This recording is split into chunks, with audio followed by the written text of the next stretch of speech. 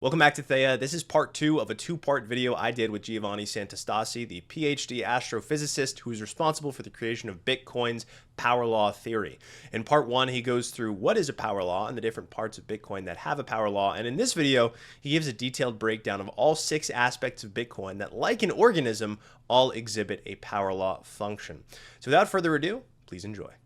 But anyway, so in general, there is a very simple formula that describes the behavior of Bitcoin, and before I compare it with the exponential, and they tell you why exponential are so different and why S to S, that actually is an exponential, it's so different from what we're doing here in terms of understanding Bitcoin.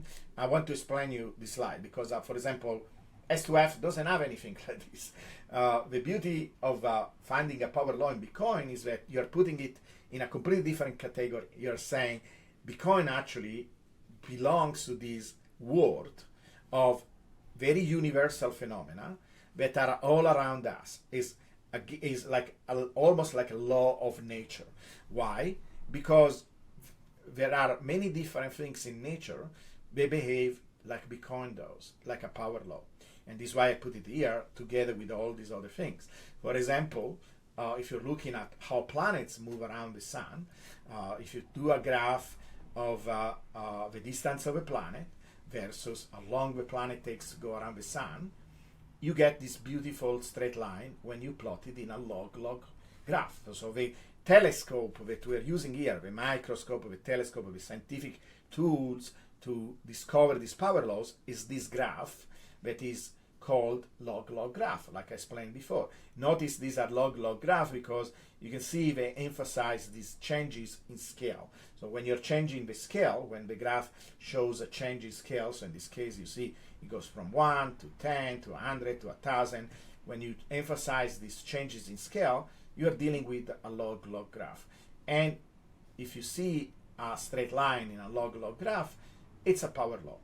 And so, and the characteristic again will be meaning that is a power law. It means that the distance, I can write a formula for the distance relatively to the time for the period, so that how long the planet goes around the sun, with a simple equation like distance equal time, in this case time to go around the sun, to the power of something, and that power in this case is 2/3. And so if you go around all these different power laws, it always like that. There will be some simple equation that relates one quantity. For example, if I go to animals, there is this beautiful relationship called the Kleber's law that relates how big an animal is in terms of its mass to how much energy the animal uses. And again, it will be some simple formula that says the metabolic rate, how much energy the animal uses, is equal to the mass to the power. In this case, the power is 3/4.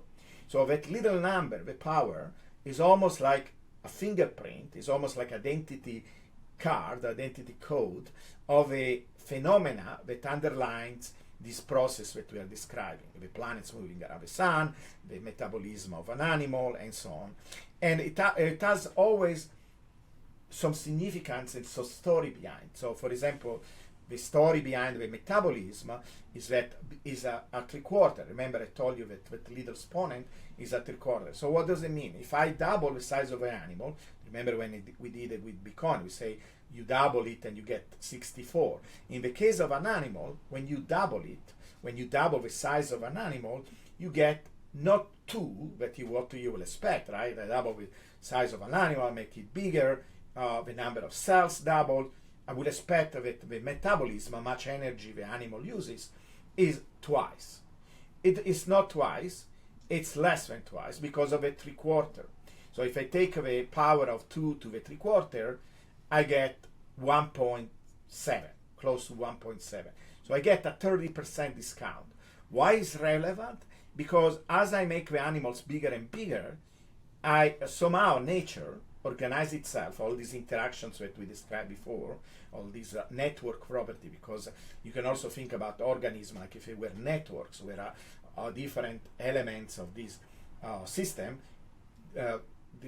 exchange information between themselves. This is when you have a network. You have some fundamental units that are processing information, and then there is an exchange between these units. This is what is called a network.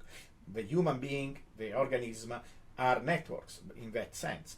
And so these networks organize themselves where they save energy and they become more efficient as they become bigger and bigger and bigger.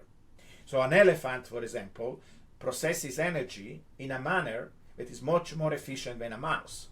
And this is why, you know, the mouse is over there, and in proportion, the mouse uses more energy relatively to its size. So as we go up and up and up, there is almost like some kind of saving mechanism that allows the elephant to exist, because the elephant, you can see here, is almost 10,000 kilos, and the mouse, it's 0.1 or something in between that, right? So the elephant is 100,000 times bigger than a mouse.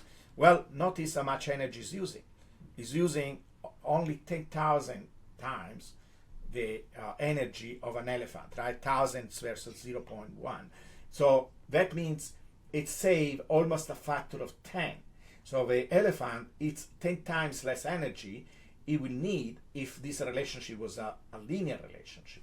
So there is some kind of intelligence, there is some kind of organization, there is some kind of wisdom in how animals scale. So this is another very fundamental concept when you're understanding this power law, this scaling up of a system, right? So going from a mouse to a big elephant, this process is called scaling up. So this scale is also another word for order of magnitude, is a very fundamental way of understanding this system. So we are asking how this system is growing, how it's scaling up. Same thing with Bitcoin. If you want to understand Bitcoin, you want to look it from this very, very particular angle that is the scale. How did it go from being a little system where a few thousand people were using it and the price was only a fraction of a dollar? How did it go from that to be this thing that millions of people use and the price is almost $100,000? Well, it did it in this very, very precise fashion that is called scale invariant. And why we call it scale invariant? We call it scale invariant because that straight line, so the straight line means that the system grew in a very regular fashion, but only if it's seen from these lenses of scale. So as the system scales up and it goes an order of magnitude up from 10 to 100 to 1,000 in price, it did it in a proportional fashion in time. And that is so characteristic of these systems that are the power law. They are scale invariant. Invariant means it doesn't change. It means it does it in the same way. That is the core, and what I'm insisting as discovering this power law. If you want to understand Bitcoin, you have to understand this fundamental property of Bitcoin to be scale invariant. And I know it's a difficult concept for some people because you never heard the term, you never applied in life, but actually you are applying it all the time. Like when you are looking around you and you're seeing, for example, how a small building relates to a big building. When engineers, for example, try to make a building bigger, they need to include the scale understanding of things, right? That if you're doubling things, the structural property of a building will change, and so on. When we are looking how fragile a child is, right? We know already from an intuitive point of view that a child is fragile, or an animal, small animal is fragile because it's a small animal. As it becomes bigger, it becomes stronger, right? So these are all scaling arguments or scaling ideas that we apply almost from an instinctive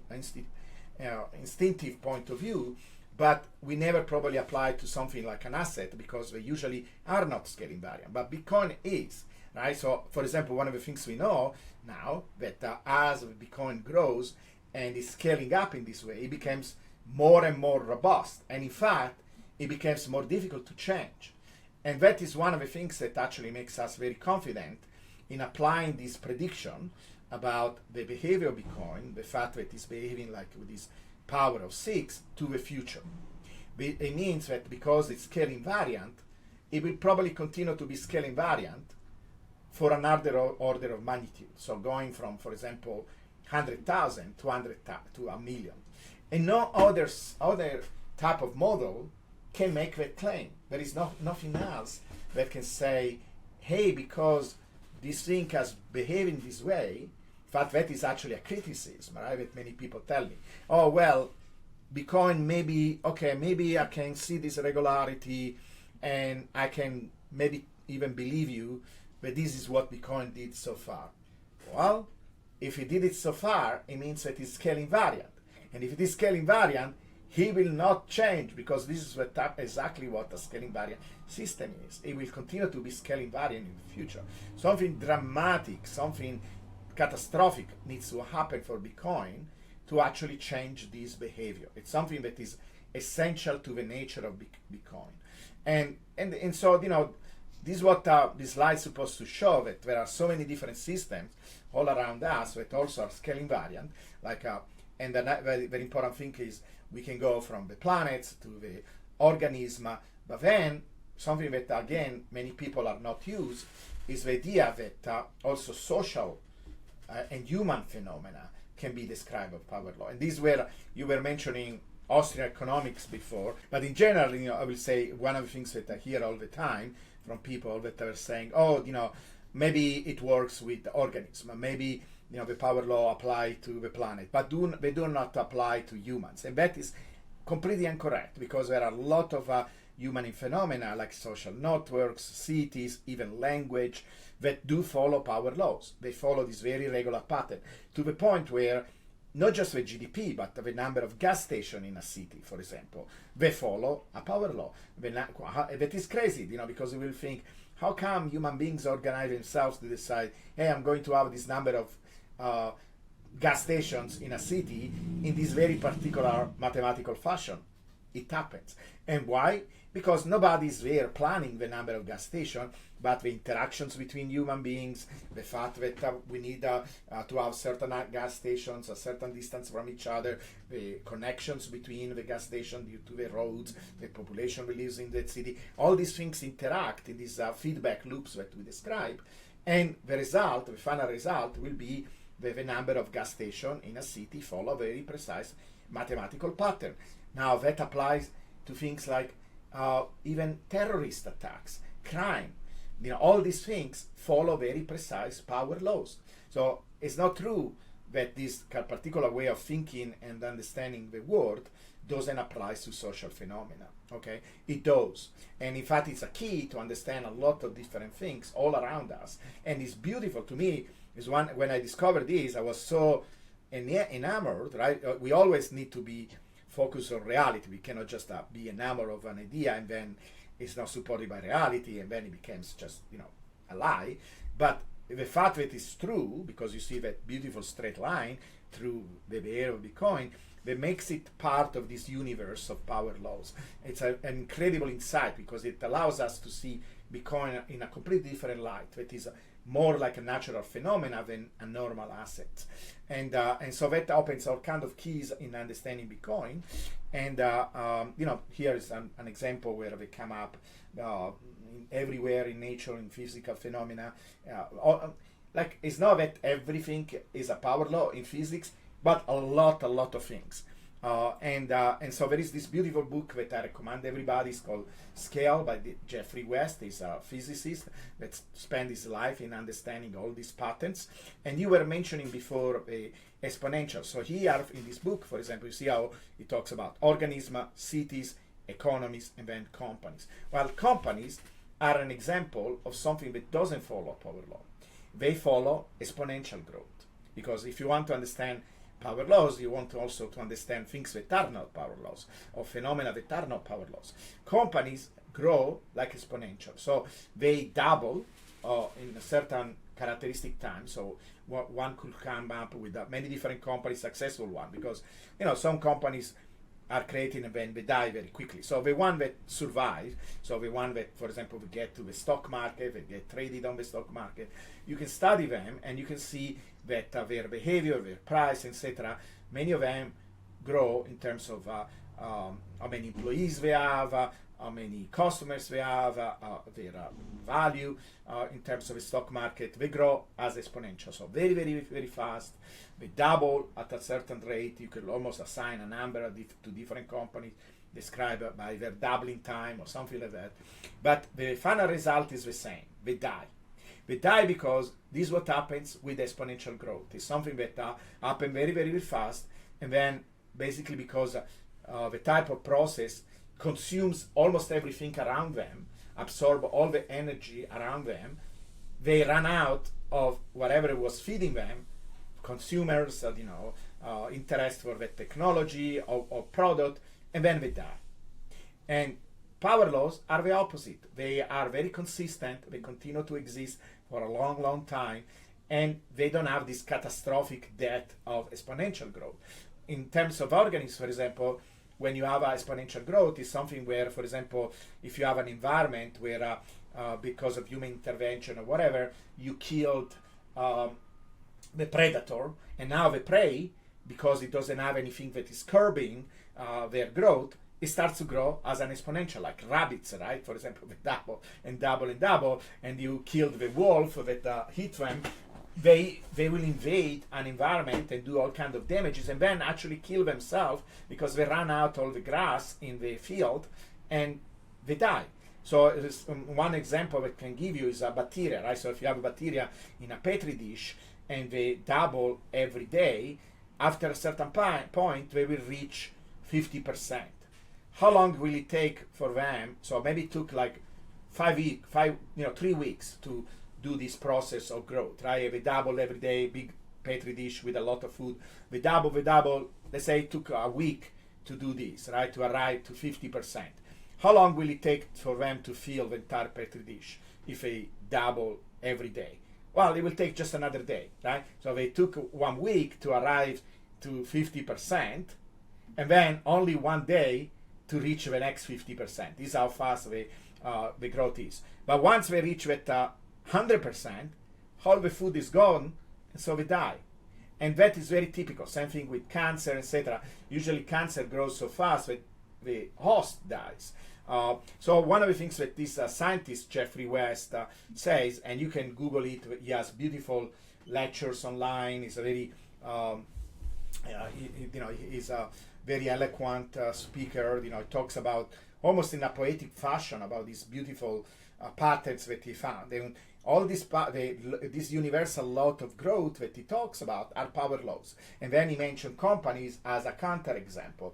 And so one of the things he says is cities are eternal, and cities do follow power law. And he used them as an example because you can find cities like Rome, for example, that have existed for 3,000 years. And they're still there. They are lively, powerful cities in the world that have existed for a very long time. And turns out that companies, for example, there is no one single company that has lasted more than 120 years. All of them die within this time span. And so he says cities are eternal, companies die. So that is a very powerful example between a process that is a power law, that is sustainable, that is self-reliant, that can resist change and things, and then something like exponential. And it's very important because there are a lot of people in the community that will love for Bitcoin to be an exponential process, mostly because it's a very selfish idea where we became millionaire overnight, right? And so people talk about these God candles, there is a lot of terminology. So I mentioned before how we have a lot of intuition about Bitcoin that are aligned with the power law, but many others that are actually fallacies. So this idea that Bitcoin could be both something that can last for a long, long time, because we want Bitcoin to become the monetary system of the world, and so last decades, maybe even centuries. And then this idea that can be exponential. It cannot be both. And the reason why Bitcoin is a power law is because it found, that is what the theory says, it found a very optimal path to grow over many orders of magnitude, from when it was few cents to hundreds of thousands, maybe even millions of dollars. And so it's the way, it's Bitcoin way of growing that is like an optimal least resistant path to do what it needs to do, that is to become a monetary system of the world. So do you understand, when you start to see it in that way, wow, this is actually Bitcoin. That is what the intelligence, the wisdom, the interactions of these agents that are, or processes that are behind Bitcoin, decided it's the best thing for Bitcoin. And it's actually a beautiful idea, because also in terms of, remember when we were talking about resources, so exponential tends to grow so fast to basically eat up anything that is around itself, right? Whatever food or whatever resource it's around this process. Power laws are actually integrating whatever resource is happening right now. So basically they adapt every time they change to another order of magnitude. They adapt in such way to include that change, right? So if they say, okay, not consciously, again, it's all through these interactions, these indirect interactions, but basically it's a way of scaling up. They say, okay, so given the resources that I have available right now in my environment, I need to scale up in this way to do it in a consistent way, right? So this is why it's called scaling variant, because the same type of processes that are underlying the growth of Bitcoin from a few cents to $1 to $1 to 10 are going to exist when it goes from being 10,000 or 50,000 or 60,000 to a million. This is why, for example, things happen to Bitcoin, because in a sense, it's like the system is not ready yet for certain things. Like, for example, it will have been no good for Bitcoin to have ETFs intervening when Bitcoin was few $100s. It will have probably destroyed. But I even read some Satoshi posts one time, when he was active and he was discussing with the community, where he was saying, we need to slow down this. It was like a time when he was getting a lot of attention, etc. He wanted actually to slow down a little bit that growth, but Bitcoin took care of it itself, right? Because it's basically what happens. That is my understanding based on how power laws work. That at any time of a evolution of Bitcoin, there are proportional events that are appropriate for the growth of Bitcoin. And so, for example, the ETFs that are happening right now, that seem this big, huge phenomena, but they look huge to us because we are not used to think in terms of scale. These changes of order of magnitude, they look important because we didn't pay attention to when things were relatively small. But if you look at a chart like this, it tells you everything that happened to Bitcoin, it was just right, just proportional to where Bitcoin was in its evolution. Same thing with the ETFs. When one day nations like United States will adopt Bitcoin, that will be the proportional event for the particular point where Bitcoin is. You see how it works? So it's a feedback loop, right? Where everything happens at the right time, at the right moment. Bitcoin is ready for that event, the event is ready for Bitcoin, and they support each other in this way. And this way is a sustainable growth. Very, very different from exponential. And exponential growth will not be sustainable right now. We will not have infrastructure, we will not have the people prepared mentally to this. It will be catastrophic. Yes, it will be fun for some time to see Bitcoin going to a million within a couple of years, but first of all, it's not going to happen because Bitcoin doesn't like that. You're going against Bitcoin, and Bitcoin knows better than you. And the second, if it could happen, it will be catastrophic. So it's a completely different way of understanding how Bitcoin works. And by the way, because you mentioned S2F, I want also, and I will say that very briefly because I want to talk about this graph. And if we went too far, too long, we can also stop here if you want. But oh, no worries. Take your time. We can go for a little longer. Okay, good. This is excellent, by the way. This is fantastic. S2F, by the way, and I'm going to have a conversation with Fred Krueger. I don't know if you know him, but oh yeah. If you don't, you should have an interview with him. I really recommend him because he's amazing. He's this X account that he's also a mathematician. He got his Ph.D. from Stanford, studying financial issue, right? This stochastic equation that describe how stocks behave and so on. And when he went, instead of being in academia, he went directly working for Wall Street, and he has like 10 years experience to be a quant, so playing with financial data and so on. He was very successful. He made a lot of money. That is one of the things you want to look at when you are looking at somebody that actually try to apply, because that is a very good test if somebody is good at these kind of things. But he felt, he was resistant a little bit about Bitcoin, but then being the clever person that he loved, and he now, he's talking about Bitcoin all the time. He has a lot of followers, but he has a very interesting perspective. And when he found out about the power law, he jumped in immediately. He recognized it. I was trying to get actually his attention. I was posting on a regular basis these nice power laws. They say, hey, Fred, look at this. Fred, look at this. You will appreciate. You're a mathematician. And finally, he paid attention and immediately say, there is no doubt Bitcoin is in a power law train, an unstoppable power law train.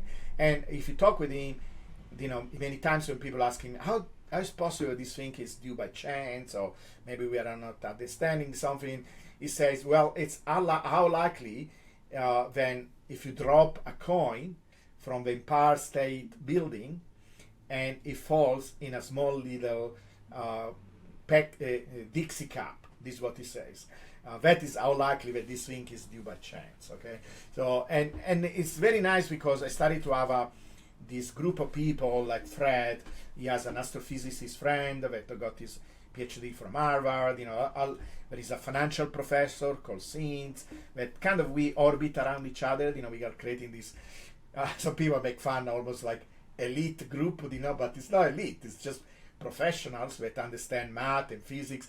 And we look at this equation, and look at Bitcoin from this angle, and we recognize it like, wow, this is something amazing and something that we need to pay attention. So, but then anyway, so in a few days I'm going to have a talk with Fred all about S2F.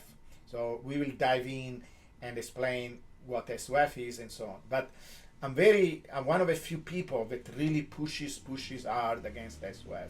And I will never do that with any other model, because anybody that contributes to understanding Bitcoin to me is a hero, because I can integrate your knowledge, I can integrate your insight in what I'm trying to do, because it's not about my theory versus your theory, it's not about my insight versus your insight. There is no ego in this thing.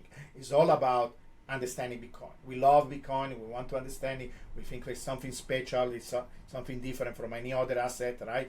Otherwise we will not dedicate so much energy and time to this thing. And anybody that contributes for me is, this is why I love Fred, I love all these other guys I mentioned, because they do exactly that. Even if you had a slightly different point of view, or maybe we don't agree on all the details, but S2F is almost poison to me. And I'm sorry if I emphasize so much, it seems like very negative, but it's really, I'm kind of amazed how people fell for this thing, because it turns out, without going into the detail, that is basically the equivalent of a magical trick. It turns out that this quantity that he's using, this stock to flow, that initially seems like a valuable economical quantity, right? It's basically stock to flow is the amount of Bitcoin that we have at any particular time versus how much Bitcoins are produced. So it looks like it will be an interesting quantity to correlate with price. So there is nothing wrong with that.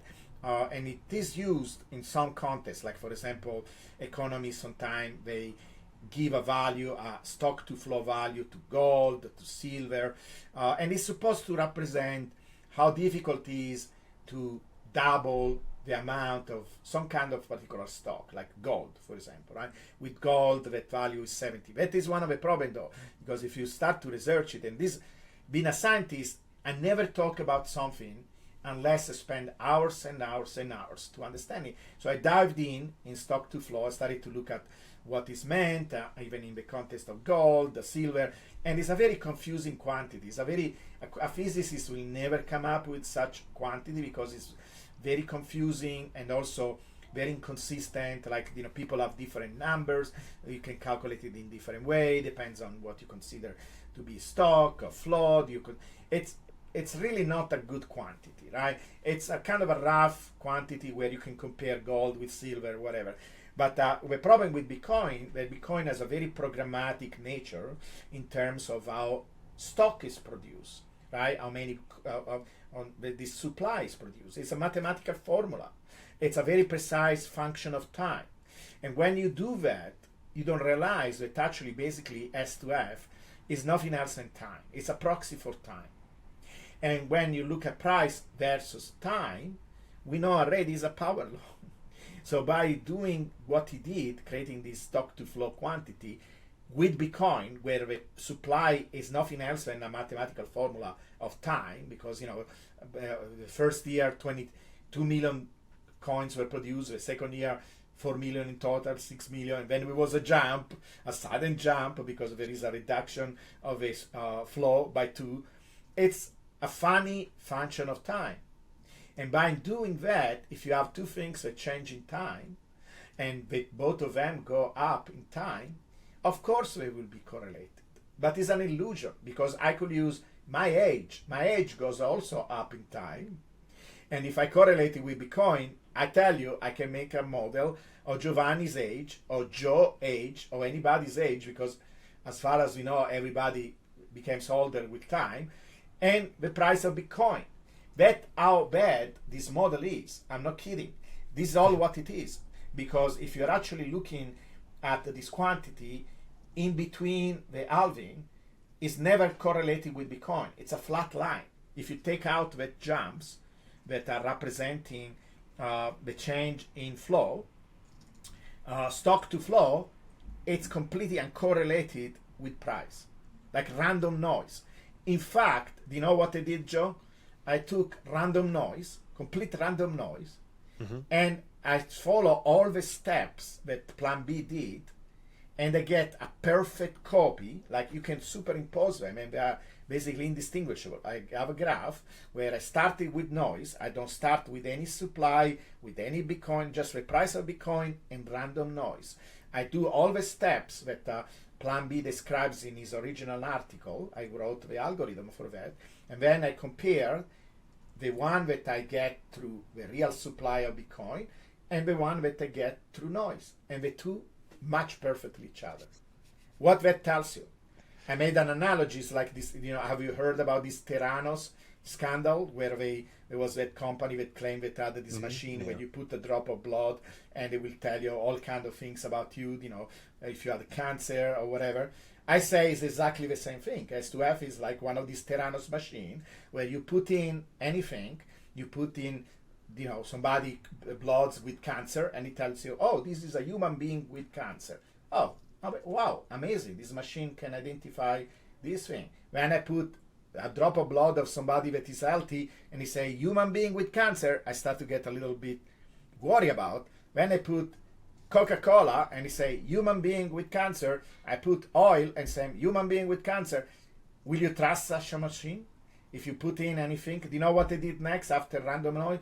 I put the grid of soccer players. So I made a model where I have noise plus how much money soccer players make at the final game. And I did that because it happens every 4 years, and it's going up every 4 years. So like stock to flow goes up every 4 years by a jump. Same thing with the price of a World Cup, the soccer World Cup. I use that as my input. I get, again, a perfect reproduction of stock to flow model. So basically it's the same thing, like this Theranos machine. You put anything in and it gives you the same result. It means that the machine is fake, right? But it means that it doesn't do its job. So this is how bad S2F is. I'm sorry if I took so long time to talk bad about somebody else's model, but because there are so many people following it. And it is important because people will look at your model and they will feel burned by S2F, and they'll be led away from it and they'll be uninterested in it. So it's important that not only did you take all this time to explain your model, explain that in the grand scheme of things it's conservative, but then also explain why the S2F model just isn't using Bitcoin stock to flow ratio to predict its price just does not work. So it's good that you went over that. It doesn't work because you could use noise the same way and it gives you the same results. And I hope that is convincing. I don't know, some people still tell me, I don't know, are you proving that it works with anything? Yeah, that means if something works with anything, it doesn't work, right? Because exactly what I just say. If you have a device that is supposed to tell you how something is related to something else, this drop of blood related to illness, and so it's making a prediction, right? That this person is having a illness. It's a type of prediction. If my it's worse, you know how they say garbage in, garbage out. This is worse because whatever comes in, it gives you the same answer. It's oh wonderful, it correlates with price. Oh wonderful, it's actually worse. It's much more dangerous, right? Because no matter what you put in, it gives you always the same answer. Because if you go actually and understand how the model was built, it was built in this fake correlation between two things that change in time. If you have two things that change in time, of course they will be correlated. But I don't know why nobody pointed out. There were some economists that when S2F came out, they did this. They use all these fancy things that you're an economist, use, right? Like autocorrelation and Granger causality. They took all these very sophisticated tools and they arrived to the same conclusion. The problem with that most people will not understand because are these very sophisticated tools. To me, it seemed almost like the economists didn't understand because nobody pointed out it's actually a very simple case of correlation doesn't mean causation.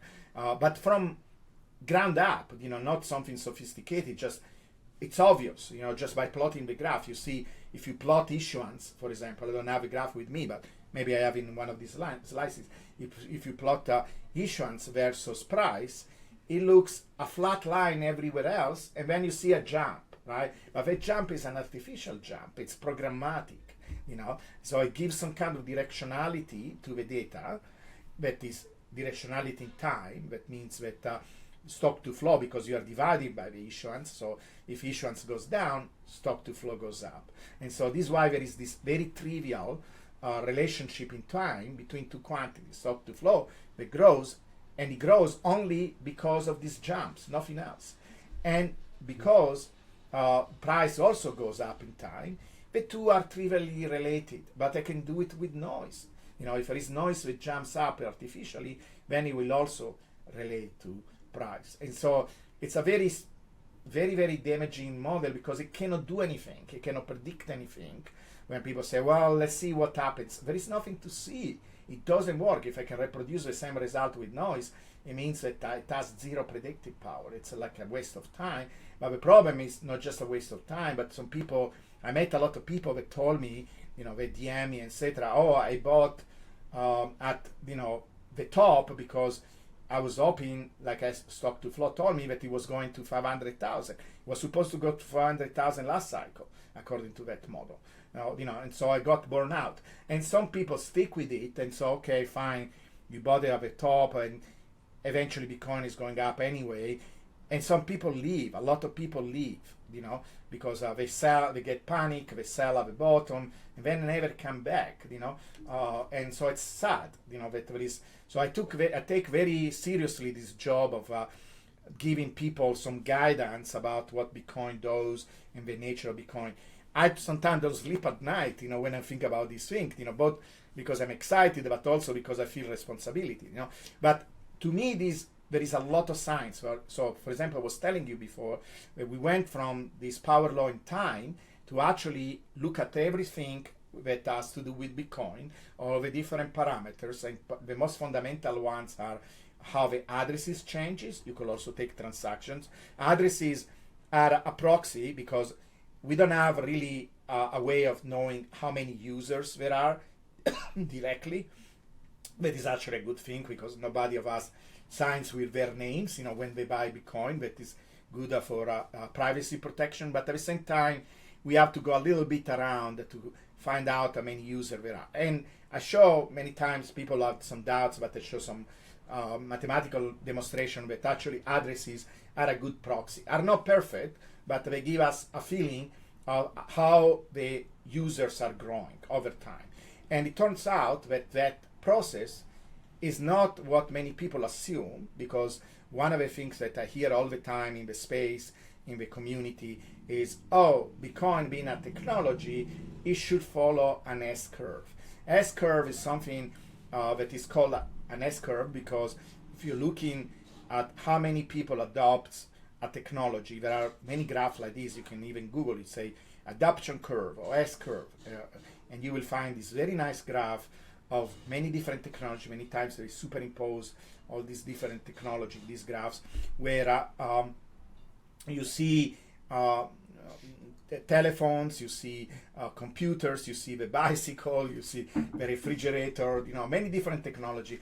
And what happens usually, very few people adopt it initially. These are the early adopters, the pioneers, the people that are a little bit more venturous. And so it's it's almost like the price of Bitcoin initially, right? It looks flat because it doesn't seem there are many people adopting this technology. Then it becomes exponential, so it goes very, very fast. And then eventually, when everybody adopts it, and there are no more people that can adopt, it flattens out. This is why it looks like an S, right? It's called the adoption curve. So many people assume that this is what happens with Bitcoin. But you see, the beauty with Bitcoin is that you can look at the data. So it's true that addresses are a proxy, but a very good proxy of adoption. And that curve looks like a power law. It's a power law in time. And so this is the first graph here on the left. It's addresses versus time. And it turns out it's time to the cube. Mm-hmm. And that bothers me for a little while, because I thought, why this time to the cube? Why is not an S curve? Why is not an exponential? Why is not one of these things that you will assume, if there is a particular mathematical pattern, something that spreads and something that is adopted more and more will look like? Well, I started to research it, and I found many, many papers, like hundreds of papers, that describe that when a virus is curved. Remember, we were talking about if whenever there is a process that is not curved, like rabbits, they multiply, they become exponential. But there is a process like a predator, for example, that curb that growth. Or in the case of a virus, when a virus spreads, and there is some kind of curbing mechanism, like for example COVID, where we had all these measures, or we had masks or whatever, or AIDS, for example. I was very shocked when one of the first articles that I found was about AIDS. And they were describing how there is some kind of curbing mechanism there, because if people are aware that AIDS is something that happens through sex, right, then they will have less promiscuous sex, they will have protection when they have sex, maybe they don't have sex at all, and that creates some kind of curbing mechanism. And guess what? Do you know how AIDS spread? There are, this was much more common in the 80s, in the 90s, but there are all this literature that show how AIDS spread in all these different countries. Guess what was the growth in time of AIDS? Which kind of equation, if it was an equation? Exponential. Guess. No, it was a power law. So it turns out when you go from being exponential, these things, if there is a curbing mechanism, they became power laws. And what particular power law for the AIDS? I will not ask this if you didn't have already a clue. Yeah. I gave you a clue. You did, yeah. What is a clue? Cube, with the cube, right? Remember I told you Bitcoin grows with the time to the cube. AIDS grew exactly the same way, with the time to the cube. And many other viruses around the world, like SARS and so on. So it turns out the many processes that should be exponential, like the spread of a virus, they became power law when there is a curbing mechanism. And in particular, with many viruses, it turns out to be the cube, the time to the cube. Same thing with Bitcoin. And that is really cool, because it means that basically Bitcoin, as an idea, is like a virus. And it's spreading, but it does in a curbed way. And that is actually good, because again, it's one of these things that is very typical of Bitcoin, that is different from other things. For example, meme coins will spread exponentially, because people just jump in and they don't care, etc. With Bitcoin, there is a lot of curbing mechanism, like for example, the fact that it takes time to understand Bitcoin. If you don't join like that, you don't jump in randomly, you want to understand it. Most Bitcoiners I'm sure that you went through the same process, and things happen.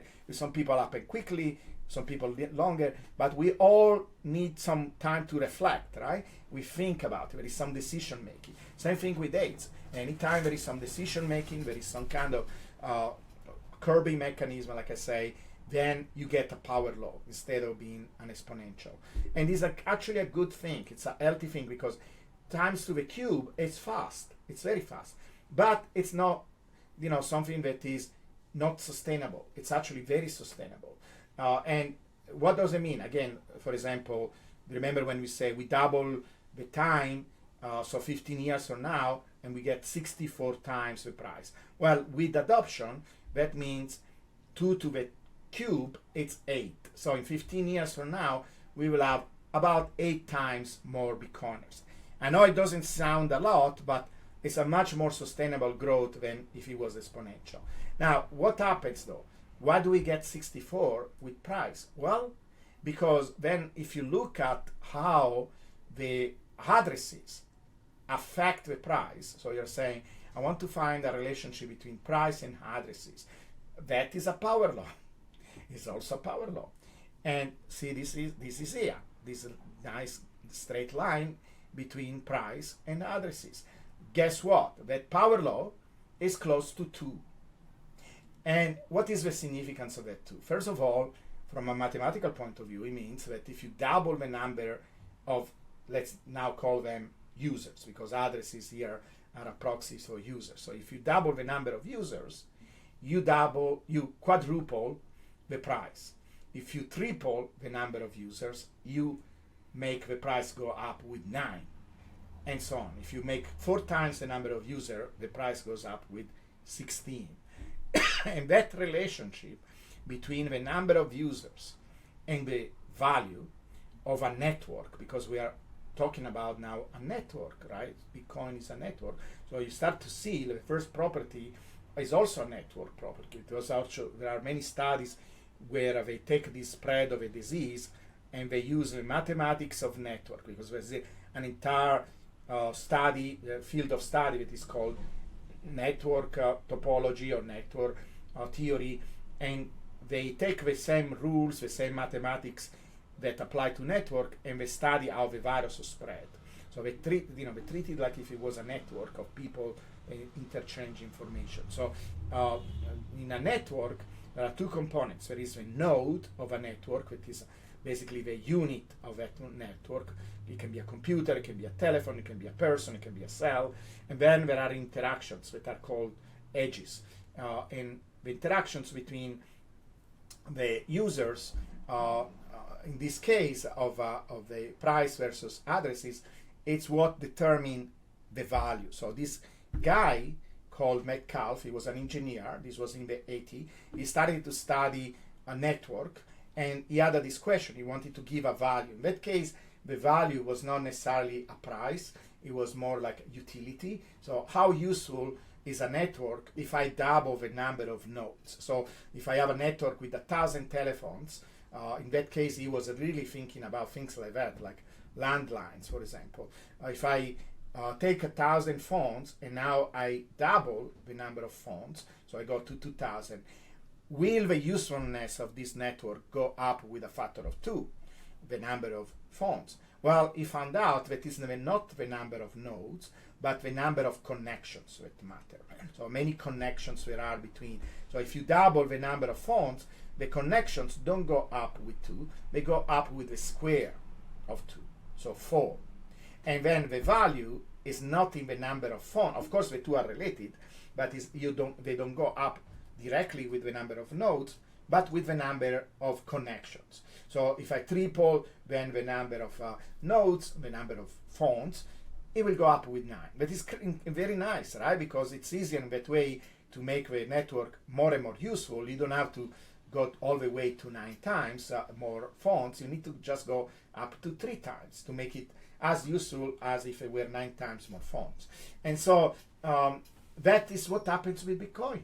You double the number of users, and that gives you 4 times the price.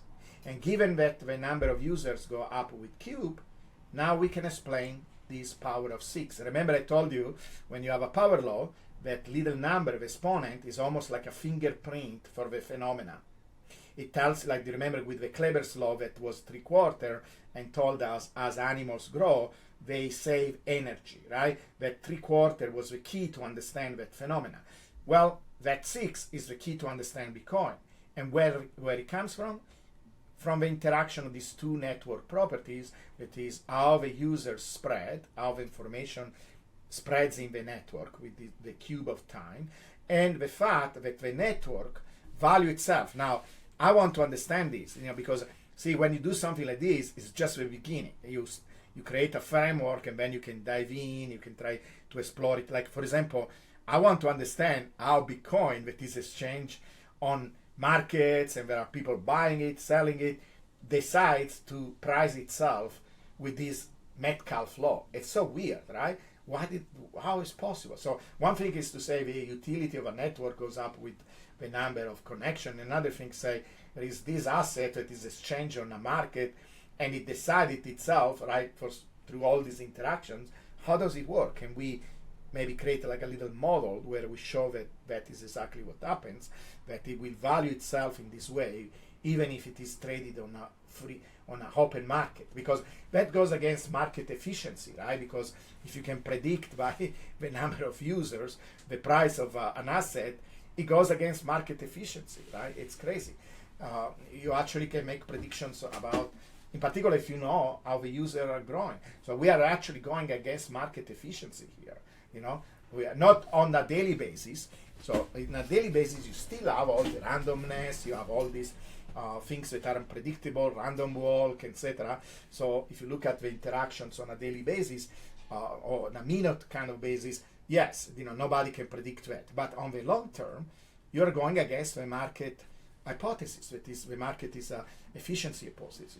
The market efficiency, because you actually can make predictions of what is happening. And so in this case, because we know how the growth works and we know how the addresses work, when you combine these two things, you will have a formula so it works in this way, right? It works price equal Bitcoiners square, because there is this relationship between the addresses and the price. So price equal Bitcoiners square, so it goes with the number of Bitcoiners square. But because Bitcoiners grow up with the cube, then you have time to the cube to the square, that is time to the 6. So this one now we know, so this is why it's much more than a model.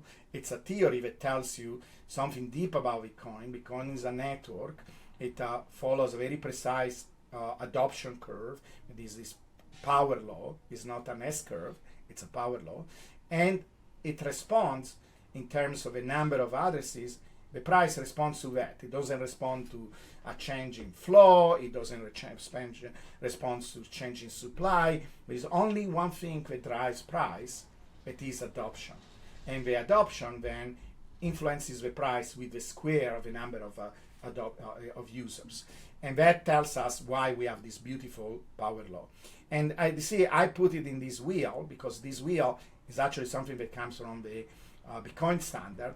And again, it's one of these things that I was telling you before, where the intuition of one of the people who works in the Bitcoin world, like the author of the Bitcoin standard, and he came up with this, and probably something that even before him, he was already in the community, but this idea that there is some kind of like a feedback loop here, right, at the core of Bitcoin. This is what is really the essence of Bitcoin. It's a continuous feedback loop that says, Bitcoin, it solves a problem that is a store of value, and that actually gives value to Bitcoin, right? So this is why we have adoption. And so this adoption, what my contribution is to associate a very precise piece of data that we can get from the on-chain information and show there is a very precise mathematical pattern behind that statement. So the Bitcoin standard didn't have this component, it just made a sentence without backing it up by data. I'm doing that. I'm giving you the data that supports that statement. That statement is true, and there is data to support it. So Bitcoin demand goes with the cube of time. Here is the graph to show. Then the price rises with that demand. because there is more demand, there is more growth. But it's really not a demand. It's more like adoption. It's a different thing. Demand, it's kind of a demand. Adoption is a kind of demand, but it's more like adoption, right? It's slightly different. And then that adoption makes the price go up, and it makes it go up in a very precise fashion. Again, it's not a vague statement. It's a precise equation. That means as the number of users goes up, the price goes up with the square of the users. And that shows the final result of that. That is basically, there is this power law in time of the price with the power of 6, because it's a combination of these two. Now, what that does? Well, it attracts more miners. And miners join in this loop, right? Says miner becomes more profitable. Well, yes, and that brings miners. And in fact, it turns out there is a very precise power law between price and hash rate. It goes with the price equal hash rate to the square root of hash rate. And so that means there is a very precise, again, scale invariant, again, only a simple formula that relates price and hash rate. Now, the difficulty adjustment comes in, and is one of the reasons why you have this very precise relationship between price and hash rate. It's regulated by this process of difficulty adjustment. And then that one, because also price grows up in a very precise manner in time, shows that the hash rate is also a very predictable. But it's completely crazy. We know how much hash rate will be in the future. If you extend this line, again, through this scale invariant principle, you will get a precise value for 5 years, 10 years from now. It's incredibly fast. It's completely crazy, because a power of 12 is very, very, very fast. It's possible because of all the machines we are going to have, the progress in technology, etc. But what that means also is where more and more energy is put in the system. That is one of the things that Taylor's talking about, how the system becomes more secure and more powerful, and there is more energy associated with it. That brings more security to the system, because it creates more decentralizations. It's more difficult to have a 51% attack and all kind of stuff like that. And that sense of security and the fact that the system becomes like physical, because there is all this energy associated with it, makes more it becomes more attractive to the investors, because it doesn't matter all the other quality of Bitcoin. If a system was not secure, nobody will put in billions of dollars in it. And so that sense of security directly or indirectly affects more adoption. And so basically you have this loop that has been described before. I didn't invent it, but it turns out for each step of a loop, there is a beautiful power law associated with it, and a very precise mathematical predictable pattern. So there are power laws everywhere. All the different components, all the different information that you get from the blockchain are power laws. And this is very unique to this theory, because there are many, many analysts over there, and nobody uses this information. Nobody says, yeah, it turns out that it's true. There are power laws. Not just Bitcoin is a power law, like price versus price, but hash rate is a power law. I still see people that wrote entire books on Bitcoin say, oh, it follows an S-curve. It doesn't follow an S-curve. Show me a graph where you can tell me that Bitcoin follows a S-curve. They are just moving their hands and claiming things that are not true when we have all the information in front of us.